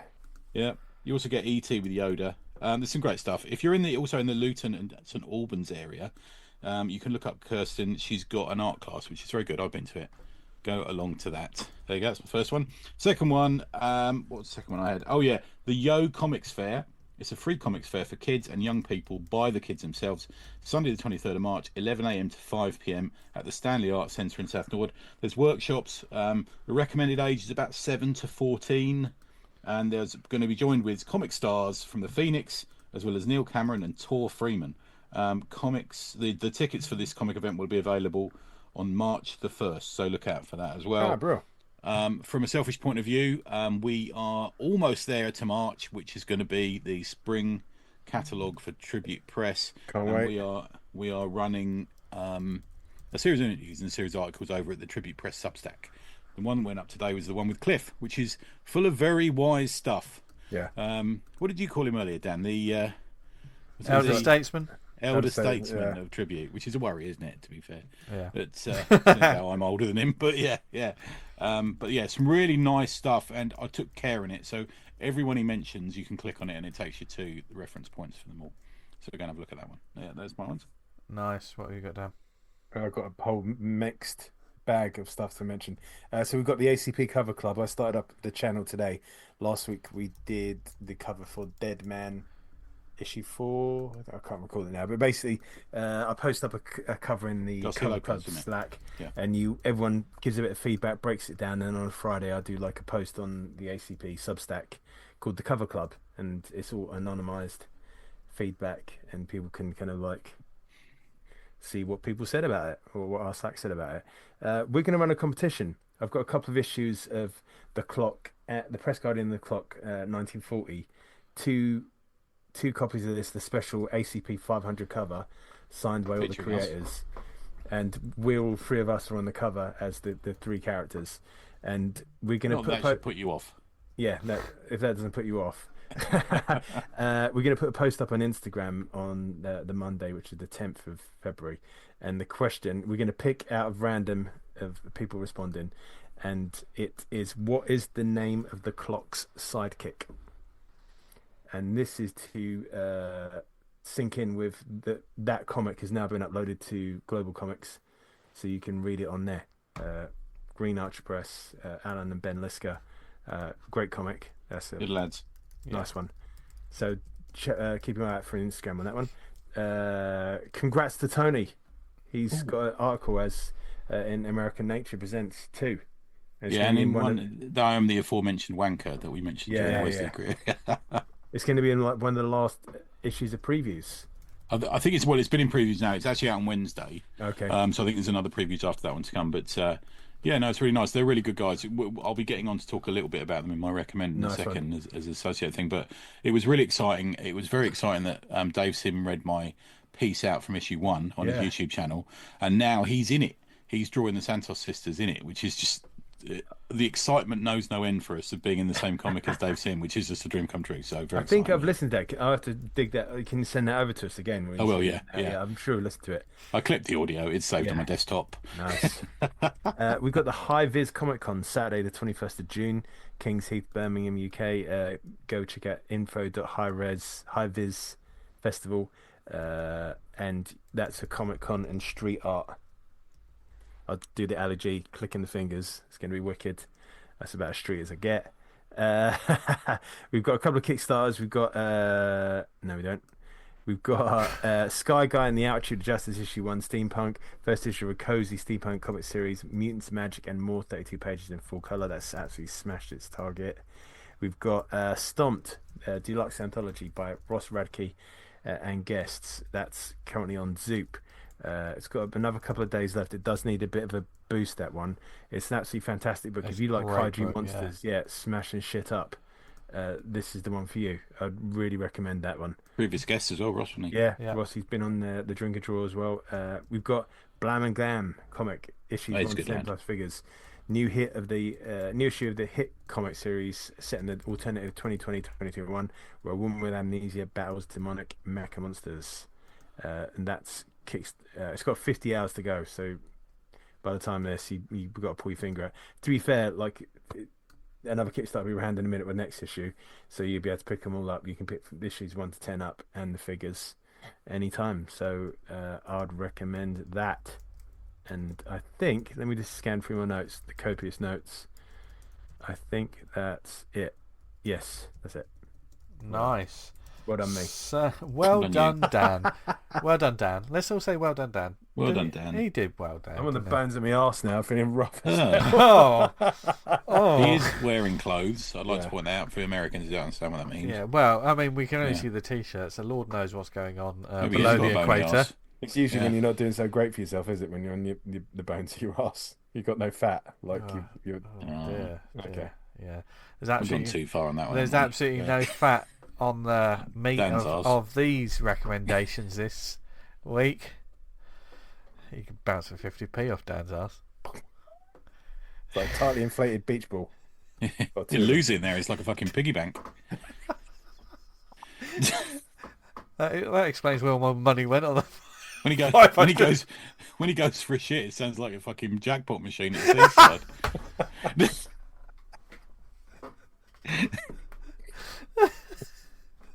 Oh my god! Wow. That is Dan's ass got a wow. it always does. Speaking of wow, what comics have we got this week, chaps? Tony. Santos Sisters issue 8, as promised from my interview with Wes. Full newsprint colour in this one. Mysterious comics for youths. The best smelling comic of 2025. It's age probably appropriate for 13 plus, according to the cover. And really great cover. Villains. It's sort of all different things that are happening in the comic. There's 3 stories in this. It's villains, mysterious figures, the Santos Sisters themselves, a helicopter, guns, somebody with a silver jaw and the word 10 o'clock written across their forehead. He appears in one of the stories. Incidentally, the collection of issues 1 to 5 is about to drop from Fantagraphics, which I suggest you go and get if you haven't read it already.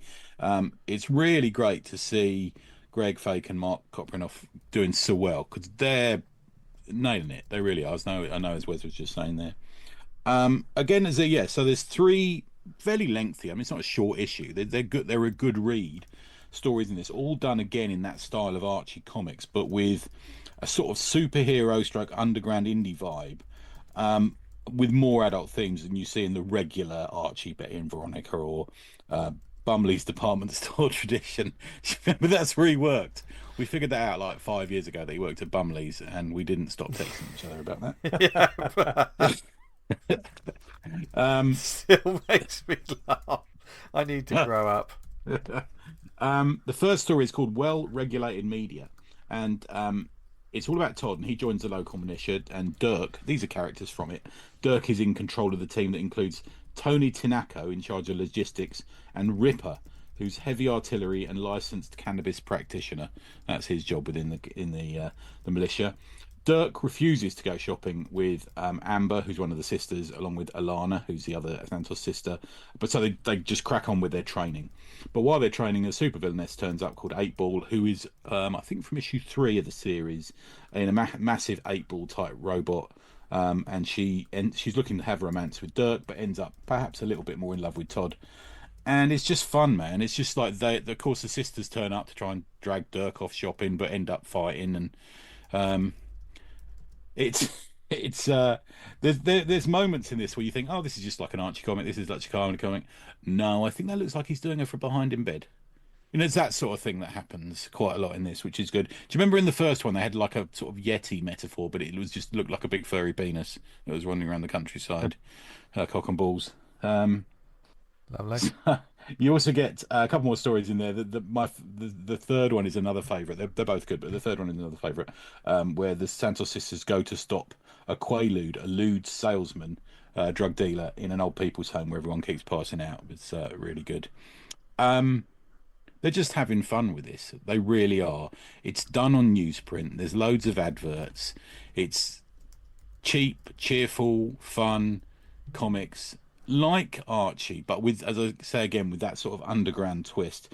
But it's not cruel to Archie. You can tell they have a fondness for that that style of art, if you see what I mean. Yeah. Always consistent, genuinely really consistent art. You could read it from page 1, issue 1, to the end of page 8, issue 8. There's been a couple of specials as well, so sort of 10 issues, and it wouldn't change. It's still consistent all the way through. They're really good for the community, the sort of small press indie underground community, because you can buy an advert in there. And I think Alan's in it. Alan Lisker's got, I think they've got an advert in it as well, Dan. Nice one. And very kindly of them, without even asking, they put an ACP advert in there. Cool. How cool is that? Really nice of them. Thank you very much. Yeah. If you want to get the collection coming out of Fantagraphics, it's $24.99, 160 pages hardback. You can go to the website santossisters.com, and you can go to floatingworldcomics.com, and you can pick up this, and you can also pick up the American Nature issues 1 and 2. If you go to the Santos Sisters website, you can actually get a download of American Nature 1 for free as well, which has got the aforementioned blowjob piece in it that I did. Worth a mention as well that the boys are on a US tour. Mark messaged me saying, "Oh, he's there on Greg and Fake are mostly on it. He's gonna pop in and out for a couple of things." And I said, "Is it like Spinal Tap?" And he said it was. They're starting at Emerald City Comic Con on March the 6th to the 9th, and all the way through, traveling all about America till C2E2 in Chicago on April the 11th to the 13th. I'll stick the tour dates image in the Slack as well. I know we tend to do Vince does it. You do like an Instagram on each comic we talk about. Yeah. Let me know when you're going to do the Santos one, and I'll send you the tour dates one as well. But Nice. it's the hotness. People are going to start realising when Fantagraphics release a book how good this is. But Santos Sisters, always worth it. If you see it in a comic shop, make sure you pick it up, because they'll become like hen's teeth, these issues, when people start realising how good the collection is. There you go. That's my first one, guys. Nice. My first one quickly is just going to start with a big thank you for Dan Charnley, who sent Down the us. ledge. He was in the Arctic today, wasn't he? I believe. You got to be part of the. He didn't even mind my impression. Slack to It's very see that. kind of him. But no, he sent us some care packages a little while ago, and mine was filled with a lot of horror books, including one that I put to the side to read for a while because it looked right up my street, and this is called High Moon. This is from Zuda Comics. Zuda Comics, which were a DC imprint, that ran from, I think it was 2007 to 2010, I believe. And it was a web comics, basically. They were putting out web comics, and this was one that was collected, and it's the little book I've got is a nice sort of landscape style. How would you describe that shape and size, gents? Yes. Yeah, I reckon landscape. It's landscape web comic. I don't know the actual size sort of dimensions. Looks a little bit over A5, doesn't it? Yeah, and it's kind of you see a lot when you walk into a bookshop. It's the sort of size that you get a lot of these newspaper strip sort of collections. Gotcha, yeah. I remember the 3-panel ones. Stalkerville was my collection of Stalkerville was a book like this. Of course it was, yeah. What is literally just there? I can see your collection. Still cool. Crazy days. What is High Moon though? It is basically a horror western sort of mashup by David Gallagher and Steve Ellis are the creators on this, plus Scott O. Brown, who I believe might be the letterer. Their synopsis is: an investigation into a series of strange happenings in a small Texas town explodes into a breakneck chase across the American plains, chock full of cowboys, werewolves, vampires, bullets, and more bullets. This apparently was the first winner of Zuda Comics' monthly online competition and Harvey Award nominee for Best New Series. Yeah. It's a riveting horror adventure set amid the blood and banditry of the Old West. I remember people talking about it now at the time. I haven't read it yet. No. 2008. This is, for one, it's a beautiful looking book. The actual the print of it that I've got here, it's that classic DC, the dirty paper. It's that kind of paper that they printed on. And there's like the old Vertigo trades were, that sort of thing. Absolutely, it's exactly like that. I like that. Yeah. But the colours are still rich and vibrant, and it is certainly a very energetic, kinetic book. Gallagher's artwork, I think it is artwork, or is it Steve Ellis? Can't see it here now. But it looks glorious. It starts off with very much man with no name sort of wandering into a town looking for these sort of bandits, and he's wiped them out one by one. He's a werewolf. You can tell that like he's been bitten by something, but he wanders into a possible conspiracy of vampires within a town as the tales go on. I mean, that's the first volume. The first volume of which ended in a way I did not expect, and the characters who were background matter move more to the forefront. So narratively, it does some very interesting things. Playing with so David Gallagher is the writer. Steve Ellis is the artist. Steve Ellis is but they're both co-creators, so I think that's where it's yeah. And this does feel. I mean, it feels very complete. It feels like not just. I think having them being co-creators, it makes complete sense because there's a unison of like the ideas on show here. I loved it. I mean, we talk about horror westerns. Horror and westerns seem to go in comics. They go hand in hand, like peanut butter and for a while now, jelly. Yeah, but they don't always work for me. Sometimes they can be a little bit dull. That may sound harsh, but I'm sure we've read a few western books with a bit of horror that take a long time to go anywhere. This one does not fuck about. Gets stuck into it straight away. thanks, Dan. I didn't know about this, and of course, this series, this show's all about discovering new things. So thank you. He got me a load of Gore books, which I read. Yeah, fucking loved them. Yeah. He got me a book called A Road to the Rim. He did. I watched him buy that. Yeah. To be fair, we had quite a few pints before we went to the bookshop, Yeah, and we saw that book, and he went, "I'm gonna get this for Dan," and I went, "Yeah, go on." Got sitting on a bookshelf downstairs. Yeah, but it sort of brings into mind, though, to me, like, what happens to books like this. For instance, I said it was Zuda Comics, obviously an imprint of DC. Gone away now. And Zuda. yeah, and the last page, the story continues at zudacomics.com/high_moon. It doesn't. So, and you can find, if you go on Amazon, you can find. I think because it was DC, they did some other prints of it that weren't necessarily in the format that I've got. If you go to eBay, you can find it, or there may be some secondhand sellers. This is not still in print. This is not still about. Yeah, it's getting like the old days when we used to have to go to conventions. Yeah. And look through long boxes to find stuff in it. So it's just a fascinating sort of tale of, because this thing, even though created for webcomics, is there a place where this is all available digitally? Do you know what I mean? Is there a place? Pirate place? Yeah, probably. Well, and that's the shame of it. But other than that, after a while, these things disappear. Do you know what I mean? And that's sad. I mean, it was right up my street, and it just, as well as being a thoroughly entertaining read, and you can just get stuck into it. It's a popcorn chewer. But afterwards, you just think, well, where is that? No one's talking about a book like this. No one, even if they enjoyed it at the time. Yeah. The lifespan of some of these books literally go nowhere. I think with small press and independent, they last longer because the creators hold the keys, don't they? They keep the blood flowing. Got to sell the books that are in the garage. Yeah.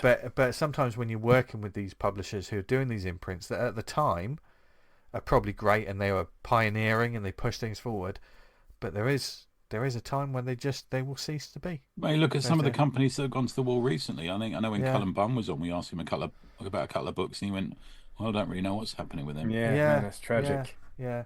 Like Dark Ark. Remember, Dark Ark was the one we were like, "When's that?" Yeah. Fucking love that book. You've done all the work and stuff, and then they can just be sitting there at publishers, and they're not going to do it. It's a sad state of affairs, but it's a tale as old as time, isn't it? Really, for publishing. So if you do come across these sort of books or these sort of tales, no matter what it is, it could be like something like High Moon, or it could just be a slice of life book or something. If you like it and you think other people like it, tell them about it. See if you can point them in the right direction, because otherwise, buy a copy. Because otherwise these comics cease to be, and these creators have gone on to write other things, and they've mastered their craft. I mean, this book it's already shaped. Do you know what I mean? These are two people fucking firing on both cylinders immediately, and they put no doubt got big work because of it afterwards. But still, it's it's a shame books like this sort of disappear. So High Moon, if you see it about, pick it up. You might see it at Comic Mart. You could see it online or whatever. But if you like horror and westerns, it's well worth your time. Nice. Dan, can I interrupt? Yep. Can I interrupt regular programming to say I've just had a message from Sarah Harris. She is now grandmother. Yay! Congratulations, Sarah. Congratulations. She's given us permission to say congratulations. She's her son and his girlfriend or partner had just had a baby boy. I did mention to her, is it okay, can we certify you now as a GILF? And she said no. So forget I said that. Okay. Yeah, don't mention that. So that's unauthorised, but still in print. Like, when you get those Harry Styles biographies that are unauthorised. Yeah. There you go. Okay. Well, mate. Yeah, huge congratulations. And she'll get them reading comics in no time. She's too young to be a granny, isn't she? Yeah. Speaking of GILFs, Dan, what have you got to recommend? I'm passing up my recommendation. I'll hold it till next week. Okay. So you're going to have to listen to me again, Dan. There we go. Because Tony always finishes us off. No. Let that hang there for a moment. Mm-hmm. But what I started reading this week is an image book. Came out May 2024. I think there's a volume of it. I'm reading the individual issues on Global Comics. This is Grommets from Image. This is the writers Rick Remender and Brian Posehn. I believe I got that right. Yeah, that's right. Artist Brett Parson and Marino Dionisio. There's a few different variant covers, but what Grommets is a mini-series. I think there's 7 issues.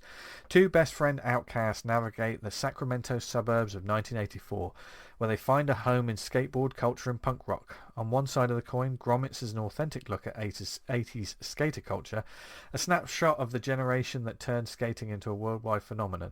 On the other, it's a heartfelt coming-of-age story that follows two friends from troubled homes as they navigate their damage in an era when no one cared. I am 1.5 issues into this of the 7. I will have all 7 finished by early next week. I am absolutely loving this series. I don't have a history with skateboard culture apart from like watching videos and just being, interested in I it. think about us, Vince. If we did do it, we'd be great at it. That's the thing. Yeah, oh yeah. That's how I feel about it. I did used to spread a rumor that I could ollie over a car bonnet. That was a lie. Well, we're all about the truth on this show, Dan, aren't we? So, do you feel better? Well, do you feel better when? telling I can everyone? reveal to the world that I can't, in fact, ollie over a car bonnet. I believe that. Yeah, that's a shame. Bit of a letdown. But what this book is, seriously, if you haven't checked this out, it's fantastic. Brett Parsons' artwork it's got this it's so good. All the characters have an energy and life. It's colourful, it's bright, as you would imagine in the sunshine of skate parks and those sort of times. You don't think of it being raining and being shitty. It's that kind. It's got that retro 80s kind of feel, and I'm interested to see how the movement, like the story, follows that sort of movement of these kids just being into, they're really into skating, when some people, and they naturally just, they're being insulted by people passing by, or they're giving people shit. There's really likable characters and a cast. It's not an all ages book, certainly, and there is storylines that I'm sure are gonna go in certain directions. There's one moment where one of the characters, he talks a good game about skating, and when they get to like a swimming pool, those strange shaped swimming pools that they have in America that all the skaters are in, when he gets there, his face immediately, he's got these braces in his teeth, and he kind of has the nut up or shut up, and he starts going. He drops into the swimming pool, and he picks up so much speed he can't control it, and he comes off the skateboard and travels on his face across, and immediately, like, you got all the people going, "Oh God," that was awful, and he lifts his head up, and like you can see part of the braces are like piercing through his lip. It's fucking gnarly, but in one of those. Yeah, that's totally a skater injury. Do you know what I mean? So, but I can tell from Remender and Posehn, there's definitely, there must be real moments of their own life. This comes from experience. It feels real and lived in, but also works really nicely as a comic. The way they pace it out, it's I'm really, really enjoying it. And much more than I thought I did, because the covers don't really give too much away about it, really. It's just one simple image with grommets. Obviously, grommets is probably a term for skaters. I don't necessarily know. No, I don't know what it means. No. But this is definitely a book that I'm going to finish all these digitally, and then I'm going to buy the trade, I think, because it's just really nice. And I'll be interested to see whether it's just a miniseries, one and done kind of moment in time, or whether it'll follow on. But yeah, if you haven't checked it out yet, it's really worth your time. It's really good. Really, really good, this one. So yeah, that's mine. Grommets from Image Comics. Tony, take us home. Last one, Ragaboo Race by Garish. It's an upcoming graphic novel from Living the Line. They kindly sent through to us on a PDF. They sent through a raft of PDFs to us, didn't they? Yeah. You mentioned, what was the one you mentioned a couple of weeks ago? The Pit by Eric. The Pit. Yeah. And this was meant to be out in June, but I think I've noticed now if you go to their website, June is crossed out, and I think there's to be arranged, which we might, no spoilers, find out why soon. Goresh is bloody good, I have to say, just breathtakingly good. He's worked with Dave Cranach, I think, before in a story called Hope for a comic scene issue. Nice. And if this is his first sort of solo long form release, which I think it might be, I am genuinely blown away. So what is it about? It's visual high. It's a boat race. 3 boats have made it to the final stages of a massive race that's kind of to the death through 100 stages. And this is the last stage. Just to get through to this stage, they've had to battle mega sea monsters, whip smart competitors, riptide hellstorms, and left in the competition are the following 3, which Goresh describes as follows: the humble sailboat, the Bully Bear, the slick boat, the Van Vex, and the indestructible boat, the solid Slaw. I'm placing this slightly in the future. There's a sci-fi element to it. I think the boats seem to be there's an abstract element and there's a very stylistic element to these ships. But I'm going to say probably sci-fi. Have you guys looked at this yet? No, I haven't had a chance to check this out. I've had a brief skim over most of them, but I haven't read this one yet. Yeah, the boats and their crew and the massive monsters of waves and storms become the characters in this book for the most part of it. There's a significant change that happens. We enter the frame, this final stage, and the sky is full of storms and multicolored lightning, and the sea is like page after page after double page spread of, it's like canyons of the moon rather than just waves. It's just the ultimate just crazy chaos going on in it. In fact, one captain says it's pure chaos. I love it. The 3 boats are massive, with crews above and below decks, just fighting the storm, survival at every turn. And the waves are like mountains, but there's a really interesting use of colour. I know we just talked with Wes about colour, but what he does is, it's almost like counterintuitive colour in this. It's laid on, so the sky at one point might be yellow, and then it will be red, and then there'll be blue lightning, and then there'll be the sea. There'll be a ship in the middle of the waves, which will be without colour. It'll just be black and white, and it really plays on that. And then, so this book is, I should have said, this book is dedicated to somebody called Jinky and to Ed Piskor. Back to Ed Piskor again, so it's dedicated to him. Yeah. But about halfway through this book, of just like fucking an epic race, you begin to realise the story is at least partly about a Yorkshire Terrier called Jinky. He half to about 2/3 through it rather. Goresh writes in there as part of the comic, with a dog drawn into the comic, of all the plans I had for this comic, they've been reduced to nothing more than a sincere dedication to the memory of a Yorkshire Terrier, which is his dog. It's just, I suppose it goes back to why we read comics and why we read particular comics. So, I might read the X-Men for the team adventure and the soap opera. Yeah. I might read Spider-Man for the swinging through New York. We each have different things that we read comics about. And I don't know, this book is incredibly satisfying artistically for me, and I read it because I really enjoyed the art, and the art really does blow me away. And I stuck a couple of panels a few weeks ago, previous to the 500 of this, and people on the Slack were going, "God dear, what's this?" And it's only a shame that I don't have a physical copy of it in my hand.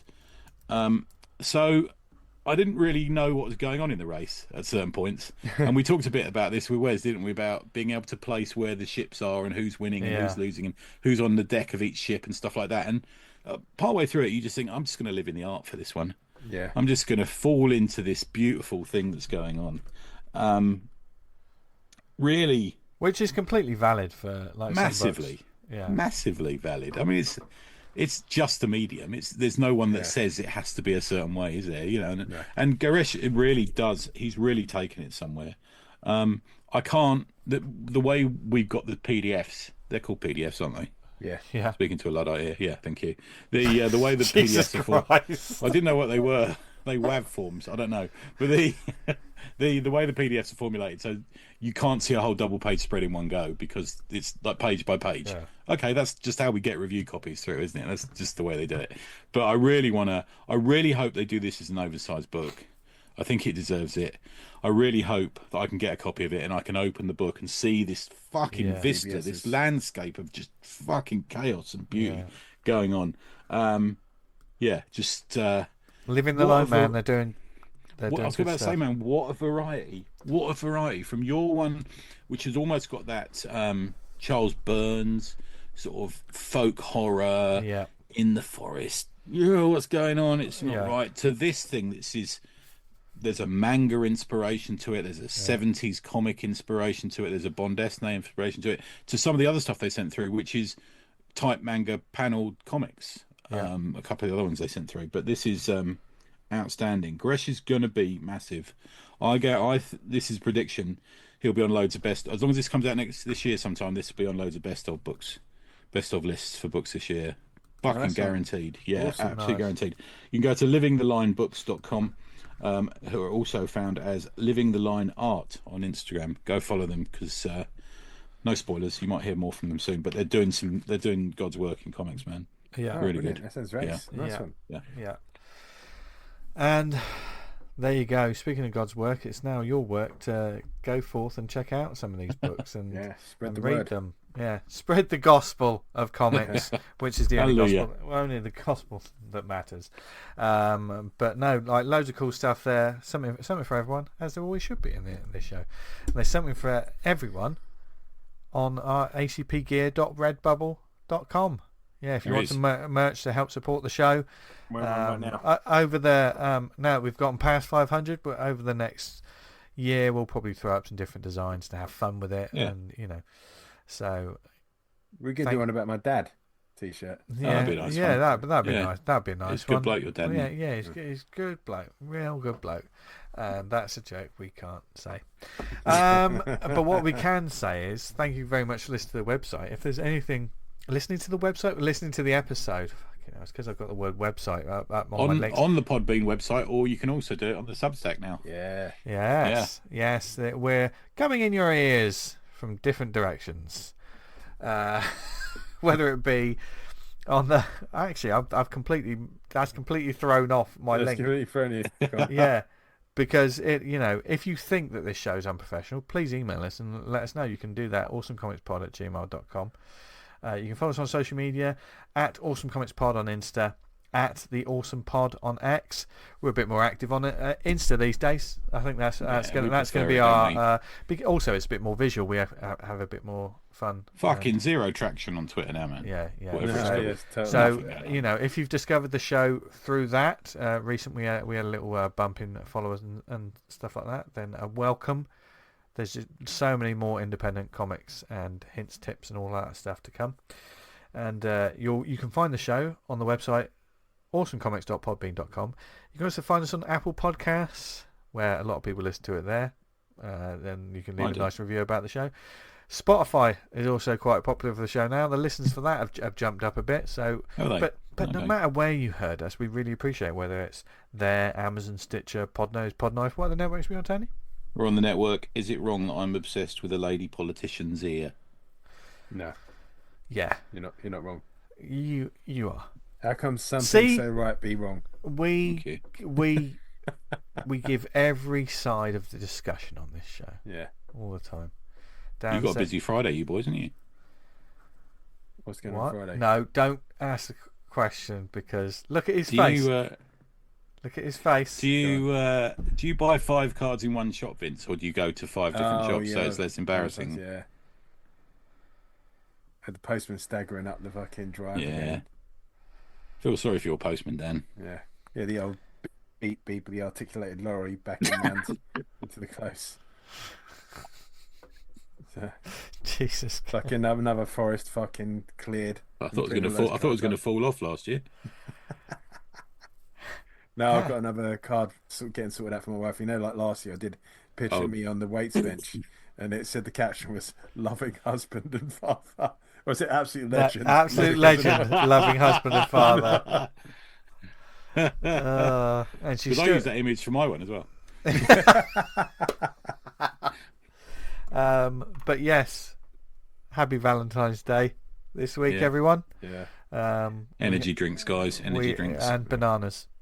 Yeah, and pineapple, and you know why. Keep the energy up. You eat the banana. Just to point that out there. Yeah. If Tony approaches you with a fruit basket, do not accept it. Do not accept it. Fruit's good for you, 5 a day. But what you should, oh God, there you go. You'll go blind. But where can people find us online, etc., Tony? Never on anything or Tony Ez, TonyEZ on Substack. Nice. Look at him. He's pimping that out now. Dan. You can find me on Twitter. No one's finding me on Twitter. At Vanguard Comic, and you can be Vanguard at VanguardComic.com and on Global Comics. There you go. There you go. You can find me on social media at Jester Diablo. Thank you to Wes for joining us. It was a fun chat. Wes. Join us back next week for another new creator that we've been discussing a few times on this show. Just remember who that was. Yeah. Good. So another one to look forward to, and some amazing art to check out. Go forth, read loads of comics in the week ahead, folks. We hope you have a great week wherever you are, or whenever you listen to this. Could be any day of the week, but Do what you like. Yeah. As long as you're happy and you're enjoying the comics you're reading and enjoying the comics you're making, doesn't matter what anyone else thinks. So keep doing it, and we love you very much, all of us. I'm not even giving Tony the chance. So from all of us here in ACP Towers, have a brilliant week. Read loads of comics, make loads of comics. And what should they do this week, guys? Stay awesome. Stay awesome. Bye, everyone. See ya. Bye.